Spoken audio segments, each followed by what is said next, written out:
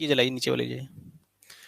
नमस्ते संस्कृता मित्रों, बधाई हो आप लोगों का कि आपका पेपर सकुशल संपन्न हो गया है।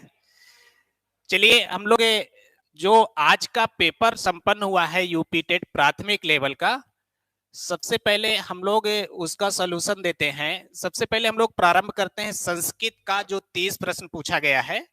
तो पहले उस 30 प्रश्न को हम लोग सॉल्व करते हैं, देखते हैं कि इसका आंसर क्या है। आप लोग मिलाते चलिएगा किसका कौन सा सही है। वैसे सबसे पहले ये देखिएगा, जो भी क्वेश्चन पूछा गया है एग्जैक्ट कोई भी क्वेश्चन टॉपिक से हटके नहीं है, बहुत बेहतरीन प्रश्न है। जिन्होंने भी ध्यान दिया है और क्लास किया है ढंग से, उसका मुझे लग रहा है अगर 30 में 30 नहीं सही होगा तो कम से कम 28 प्रश्न तो सही होना चाहिए। ठीक है, चलिए प्रारंभ करते हैं हम लोग आंसर देना इसका। देखिए पहला प्रश्न है, पहला बोले तो यहां पर संस्कृत में 61 नंबर पे आइएगा। 61 नंबर का क्वेश्चन है, बाह्य प्रयत्नों की संख्या है। खूब आप लोग प्रयत्नों की संख्या क्या है। तो देखिए आप प्रयत्न जो है दो प्रकार के होते हैं, आभ्यंतर और बाह्य। आभ्यंतर 5 होते हैं लेकिन बाह्य कितना होता है, 11 होता है। तो इसका आंसर क्या होना चाहिए, इसका आंसर होगा 11। ठीक है, जल्दी जल्दी हम लोग सॉल्व करते हैं। नेक्स्ट है मनोरथः उदाहरण। मनोरथः उदाहरण है, बहुत प्रसिद्ध उदाहरण है, संधि है आपका। तो आप जानते हैं चूंकि इसका विच्छेद होता है मनस धन रथः, अर्थात ये विसर्ग संधि की ओर जाएगा। तो आंसर आपका सही होना चाहिए विसर्ग संधि। 62 नंबर का आंसर होगा विसर्ग संधि। ठीक हो गया। नेक्स्ट चलते हैं 63 नंबर की ओर। दान के कर्म के द्वारा कर्ता को संतुष्ट करने वाला संप्रदान कारक का सूत्र है। सूत्र पूछा गया है यहां पर मित्रों। तो हम आपको बोर्ड पे कई बार खूब दुल्हा दुल्हन का उदाहरण देके पढ़ाए हैं इसको। तो आपको सूत्र इसमें सही लगाना है, कर्मणा यमभिप्रयति सह संप्रदानम। ठीक है, ये आंसर आपका सही हो जाएगा।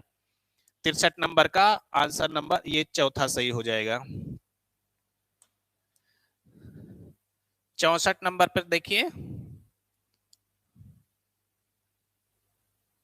64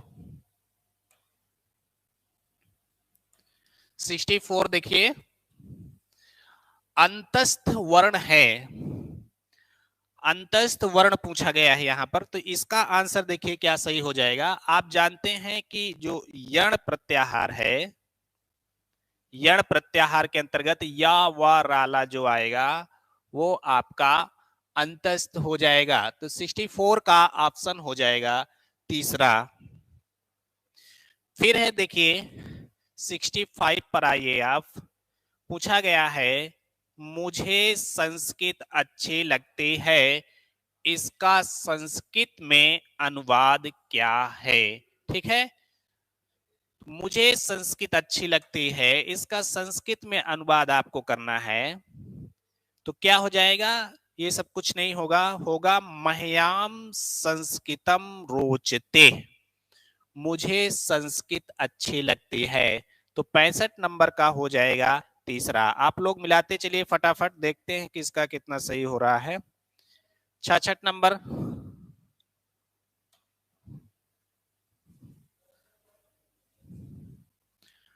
क्वेश्चन नंबर है 66।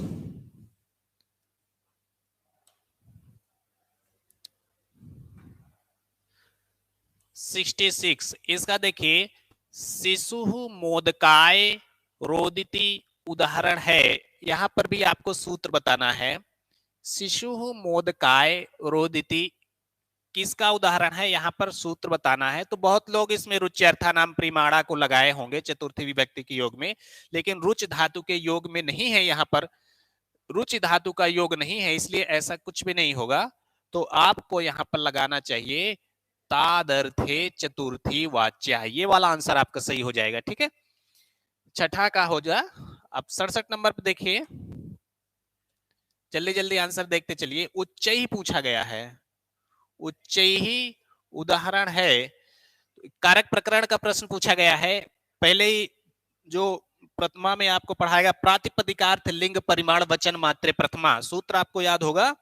तो वहीं पर आपको उदाहरण बताया गया था कि उच्चई क्या है, अनियत लिंगी नहीं कह सकते हैं इसे, अलिंग है, इसका कोई लिंग नहीं है। अनियत लिंग तो उसे कहते हैं जो समय समय पर अपना लिंग चेंज करता रहे, कभी पुल्लिंग में उसको कह लें, कभी स्त्रीलिंग में कह लें उसे, तो इसका कोई लिंग नहीं है, तो अलिंग। एक मिनट, इसको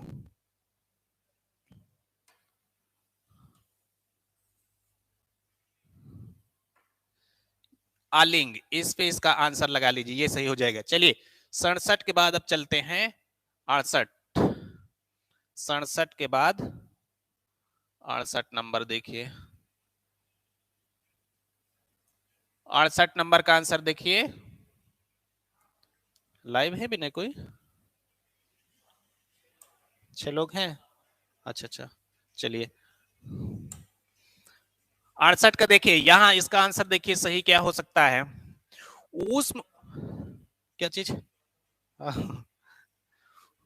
हाँ, ऊष्म वर्णों का बोधक प्रत्यय है। ऊष्म वर्णों का बोधक प्रत्यय, देखिए क्या आंसर आपने सही किया है। ऊष्म वर्णों को बोधक प्रत्यय क्या होगा? सर हल, ये वाला आंसर आप देखिए। सल, बार बार आपको बताया गया था कि सल प्रत्याहार जो होता है, सर हल, सा और हा जो वर्ण होता है उसे ऊष्म कहते हैं। तो यहां पर लगाएंगे, क्या हो जाएगा? सल प्रत्याहार को ऊष्म हो जाएगा। चलिए नेक्स्ट क्वेश्चन की ओर चलते हैं। 69 पठानी पूछा गया है आपसे यहां पर। पठानी, देखिए बहुत लोग इसमें लट लगा दिए होंगे, लेकिन ध्यान रखिएगा, पठानी पहले रूप पढ़िए कहां का है। पठत पठताम पठंतु, पठ पठतम पठत, पठानी पठाओ पठाम, कहां का आया? पठानी पठाओ पठाओ। तो आप सबसे पहले क्या पकड़ेंगे? लोट को पकड़ेंगे। क्या पकड़ेंगे? लोट। तो आपका पूरा क्या हो जाएगा? पठ धातु लोट लकार उत्तम पुरुष एक वचन, ठीक है। तो पठ धातु लोट लकार उत्तम पुरुष एक वचन, आपका ऑप्शन क्या सही होना चाहिए? 3 नंबर सही होना चाहिए, ठीक है। चलिए मित्रों आगे बढ़ते हैं, तीसरा नंबर यहां पर सही करके चलिए। 69 के बाद क्या होगा? 70 हो जाएगा। ये देखिए क्वेश्चन नंबर 70। 70 को देखिए, छा पूछा गया है। क्षा मिलाकर, छ मिलकर बनता है संयुक्त अक्षर वर्ण पूछा गया है। किन किन वर्णों से क्या बनता है? कई बार आपने इसको खूब रिपीट किया। देखिए यहां पर क और मूर्धन सा, ऑप्शन नंबर 1 का, और यद्यपि कि मूर्धन सा में हलंत नहीं होना चाहिए, फिर भी और कोई इसके अपेक्षा सही नहीं है, तो हम इसी को लगा देंगे, ठीक है। ये हो जाएगा का और मूर्धन सा, ठीक है। क्वेश्चन नंबर 71 की ओर जल्दी जल्दी सॉल्व करते हैं हम लोग। एक मिनट थोड़ा सा इसको ऊपर कर लेते हैं। 71,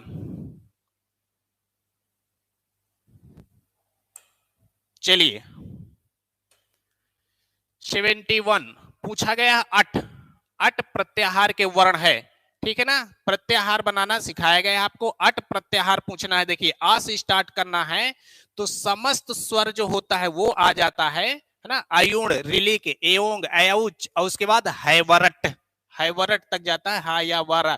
तो ऑप्शन आपका क्या सही हो जाएगा? ऑप्शन नंबर ए का हो जाएगा, स्वर तथा हा या व रा, ये वाला ऑप्शन आपका सही हो जाएगा। चलिए 72, 72 नंबर क्वेश्चन की ओर चलते हैं। कारकः में यदि प्रकृति है तो कृतो प्रत्यय है। कारकः शब्द है, ये यहां पर बताया गया है कि इसका प्रकृति क्रि है, तो बताना है इसका प्रत्यय कौन सा होगा, ठीक है। तो कारक जब आपको पढ़ाया गया था तो पहले स्टार्ट करने से पहले कारक आपको लिख के यहाँ पर समझा दिया गया था कि कारक किन किन धातुओं से कैसे कैसे बना है, ठीक है ना। तो क्री धातु ऋण प्रत्यय से मिलकर बना है, तो क्री धातु तो इन्होंने बता ही दिया है। अब आपको बताना है इसमें प्रत्यय क्या है, तो आप बताओगे ऋण प्रत्यय, ठीक है ना। ऋण प्रत्यय, ऋण का उ बचता है, उ को आकादेश हो जाता है और कारक बन जाता है, ठीक है। वेरी गुड, आप लोगों ने सही किया होगा। चलिए आगे बढ़ते हैं, क्वेश्चन नंबर 73 की ओर चलते हैं, ठीक है। अव्ययी भाव समास का उदाहरण है। अव्ययी भाव हमने पहले ही कहा है, अव्ययी भाव का मतलब है जहां कहीं आगे अव्यय दिखे आंख बंद करके तुरंत उसको अव्ययी भाव लगाना, ठीक है। द्वादश में अव्यय नहीं है, काट दो, पीताम्बरम नहीं काट दो, राजपुरुषा नहीं काट दो। ठीक है, ये देखिए अधिहरी में पहले आपको अधि दिखा, आंख बंद करके तुरंत इस पे लगाई अव्ययी भाव समास। ठीक है, चलिए आगे बढ़ते हैं। 74 नंबर, एक मिनट, 74,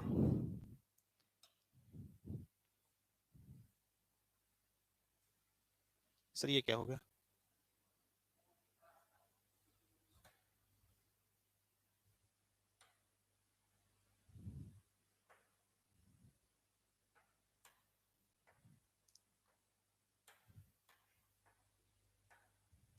चलिए 74 देखिए, निम्न में कौन चतुर्विंशत सहस्त्री, कसम खिलवाया था हमने आपको, चतुर्विंशत सहस्त्री को याद करके जाना, आएगा जरूर, आ गया।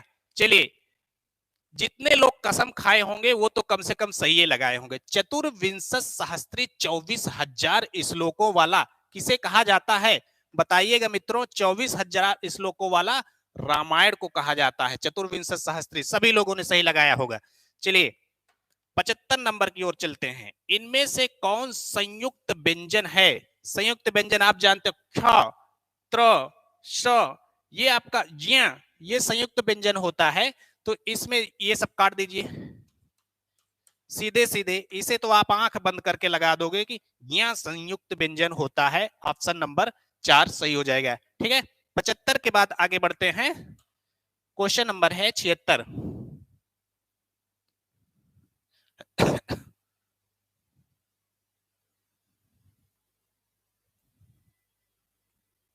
क्वेश्चन कट गया क्या?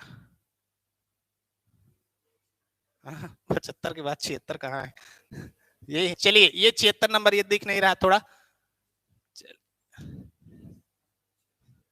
हाँ चलिए चलिए, हम लोग मान लेते हैं 76 नंबर। मान क्या है ये 76 नंबर? चलिए ये 76 नंबर का क्वेश्चन है, मैं ऐसा मानता हूं का अनुवाद होगा। मित्रों इसका अनुवाद पूछा गया है, मैं ऐसा मानता हूं, तो क्या हो जाएगा इसका अनुवाद? अहम एवं मन्ने, मैं ऐसा मानता हूं, अहम एवं मन्ने, आंसर आपका सही हो जाएगा।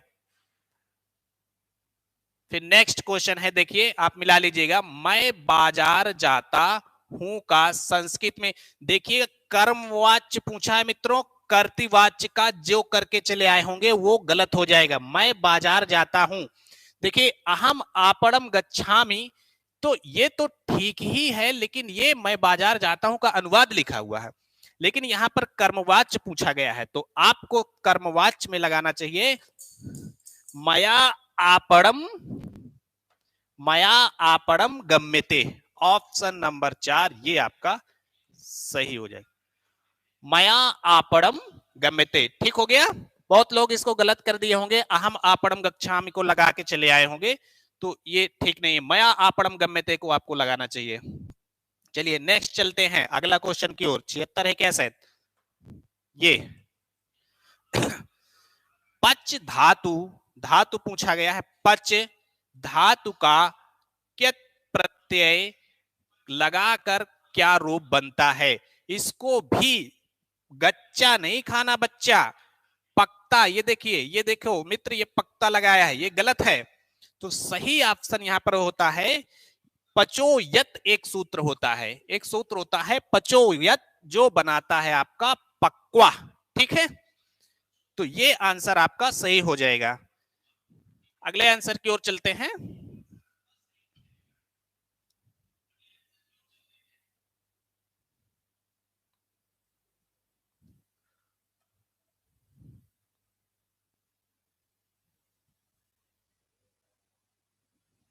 ये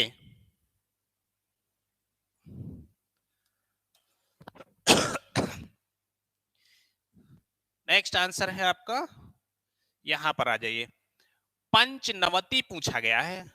इसको हमने बहुत सटीक आपको ट्रिक बताया था कि किसी भी संख्या को कैसे निकाला जाता है, उल्टा इधर से पढ़ना चाहिए। ये देखिए नवती लिखा है, नवती माने क्या होता है मित्रों? 90 होता है, और पंच माने क्या होता है मित्रों? 5 होता है। अब जोड़ के बता दो, अंधरो सही आंसर लगा देगा।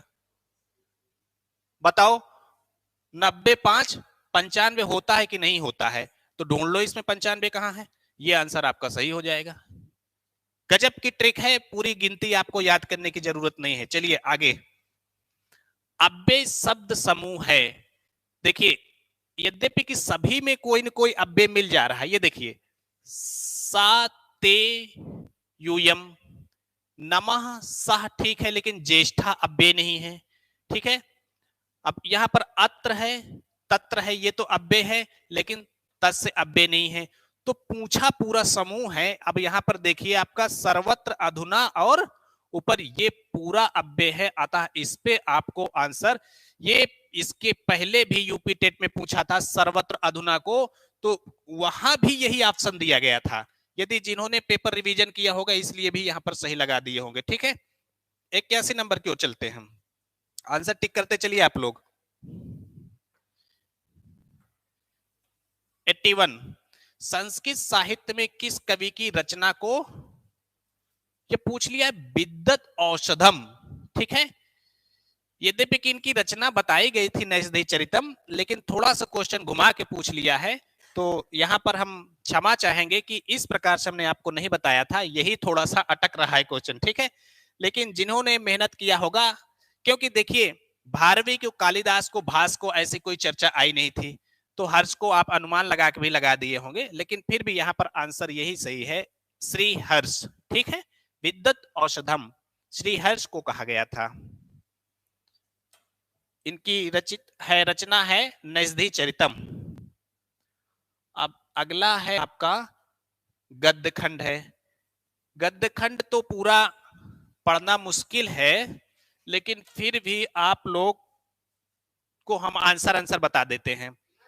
देखिए यहां पर देखिए, एकस्मिन कदाचित लक्ष्मी पार्वतीम अवदत, यहां पर ध्यान दीजिएगा कि लक्ष्मी जी पार्वती से बोल रही हैं, इसको ध्यान दीजिएगा।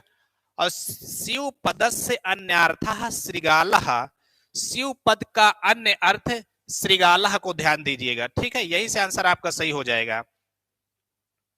और बोल कौन रहे हैं, लक्ष्मी बोल रही है, पार्वती जी से बोल रही हैं, शिव का अन्य पद श्रृगाल है, ये देख लीजिए। अब आंसर आपका सही हो जाएगा। देखिए इधर से आंसर हम लोग करते हैं यहां से।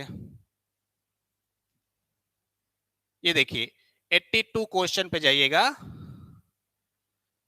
82 नंबर पे ये पूछा गया, शिव पदस्य अन्यार्थः कः, शिव पद का अन्य अर्थ क्या होता है मित्रों। तो वहां आप देखिए गद्य में साफ साफ लिखा हुआ है, शिव पद का अन्य अर्थ क्या, श्रृगालः लिखा हुआ था। इसमें कोई बुद्धि नहीं लगानी थी, गद्य को बांचना था और वहीं से आंसर इसको लगाना था। ठीक है, तो हम लोग भी बुद्धि नहीं लगाते, आगे बढ़ते हैं। गद्य खंडे कया प्रश्नाः पृच्छति, गद्य खंड में कया प्रश्न पृच्छति, प्रश्न कौन पूछ रहा है। हमने आपको गद्य खंड में दिखाया कि प्रश्न कौन पूछ रहा है, तो आपने वहां देखा होगा कि लक्ष्मी पार्वती जी से प्रश्न पूछ रही हैं, तो लगा दोगे लक्ष्म्या, लक्ष्मी पार्वती जी से प्रश्न पूछ रही हैं। ठीक है, 84 नंबर की ओर चलते हैं। कयोः संलापः सर्वेषां मंगलाय भवति, कौन लोग आपस में वार्ता कर रहे थे, तो आपने देखा होगा कि लक्ष्मी और पार्वती आपस में गद्य खंड में वार्ता कर रहे थे, वहां पर लिखा हुआ है, तो इसमें कोई बुद्धि नहीं लगाना है। ठीक है, नेक्स्ट प्रश्न है आपका 85 नंबर पर चलते हैं। इनमें से कौन प्रत्याहार नहीं है, 42 से 43 प्रत्याहार बताया गया है। ठीक है, उसमें से एक चुनना है कि कौन सा प्रत्याहार नहीं। अल प्रत्याहार है, आप जानते हो। ठीक है, हल प्रत्याहार है, आप जानते हो। एक आपको प्रत्याहार बनाएगा था रा, वो भी आप जानते हो। तो बचा कौन मित्रों, यही बचा ला। 42-43 प्रत्याहार में कोई भी ऐसा प्रत्याहार नहीं है जिसको ला कहा जाता है। ठीक है, तो हमें आंसर क्या लगाना चाहिए मित्रों, ला पे। ये आंसर आपका सही हो जाएगा एकदम से। ठीक है, 85 के बाद 86 नंबर पे चलते हैं।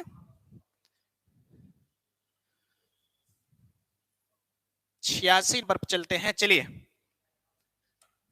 86वां क्वेश्चन देखिए, आपसे पूछा गया है 79, अरे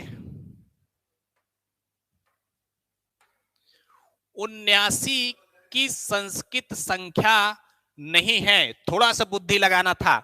79 का मतलब क्या होता है जानते हो आप सर, 79, हाँ 79 का मतलब क्या होता है, 79। चलिए तो देखिए आप 79 कौन होता है, नव सप्तति। देखिए सप्तति माने क्या होता है बेटा बताओ? 70 होता है। और 9 का मतलब 9। अब बताओ कितना हो गया? बताओ कितना हो गया? 79। तो ये तो सही है, गलत तो नहीं है। अब फिर इधर देखिए एकोन सप्तति, यहां पर बुद्धि लगाइए। सप्तति माने 70, एकोन एक ना होए, अपनी भाषा में समझ लीजिए, एक ना होए सप्तति माने 70 में तो कितना हो जाएगा? तो माइनस कर दीजिए, फिर वही बचा 69। तो ये हो जाएगा 69 हो जाएगा, और ये हो जाएगा 79 हो जाएगा। अब मिलाते जाइए, 79 को पूछा है कि कौन संख्या नहीं है।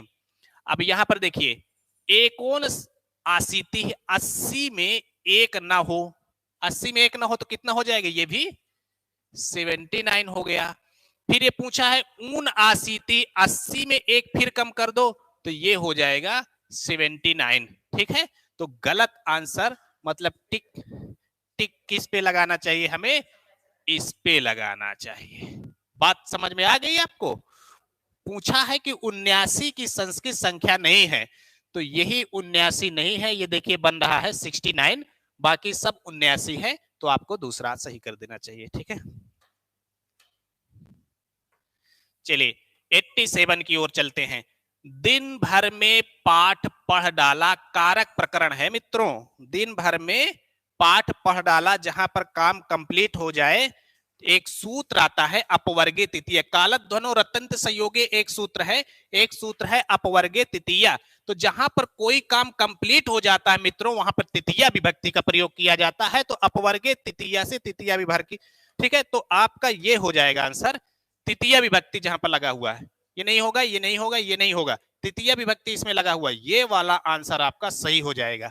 दिनेन पाठः पठितः, ये आंसर आपका करेक्ट हो जाएगा। ठीक है, चलिए 88 की ओर चलते हैं। हमने आपको कई बार कहा है, जहां पर देखो अव्यय, आंख बंद करके वहां अव्ययी भाव समास लगा दो, इससे कठिन आपसे प्रश्न नहीं पूछेगा। ये देखो उपकृष्णम में उप दिख रहा है आपको, उप दिख रहा है, तो आपको कौन समास लगाना चाहिए? अव्ययी भाव समास लगाना चाहिए, क्योंकि अव्यय आपको पहले दिख रहा है। करेक्ट हो गया। चलिए थोड़ा सा इसको बढ़ाते हैं।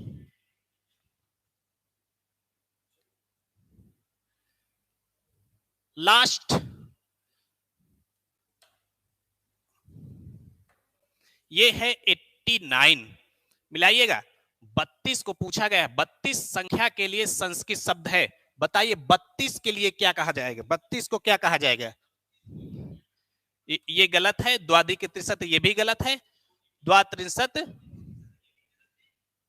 द्वात्रिंशत ये ऑप्शन आपका सही हो जाएगा। द्वात्रिंशत माने 30 होता है, द्वा माने 2 होता है, 30 और 2 32 हो जाएगा। तो ये आंसर आपका करेक्ट हो जाएगा। 90 नंबर पे चलिए। पति, पति पूछा है, भूपति नहीं पूछा है। पति और भूपति का रूप अलग चलता है मित्रों, तो पति का रूप अपना अलग ही है, एक इसकी किसी से भी रूप की तुलना नहीं की जा सकती। पति शब्द का सप्तमी एक वचन का रूप बताना था, तो सप्तमी एक वचन में बनता है मित्रों पत्यौ। क्या बनेगा? पत्यौ। ये सही हो जाएगा, बाकी सब गलत हो जाएगा। ठीक है, ये 90 प्रश्न आपका कंप्लीट हो गया है। डिटेल्स की जरूरत पड़ेगी तो इसको फिर से बताया जाएगा, आज केवल आंसर बताया गया था। ठीक है मित्रों, धन्यवाद। अब इसके बाद देखिए मैथ, चले इसके बाद आपका मैथ का सॉल्यूशन, इसी पे आपको तुरंत पांडे सर के द्वारा बताया जाएगा, फिर इसके बाद जीएस का बताया जाएगा। अभी सबसे पहले आप मैथ का सॉल्यूशन देखिए। ठीक है।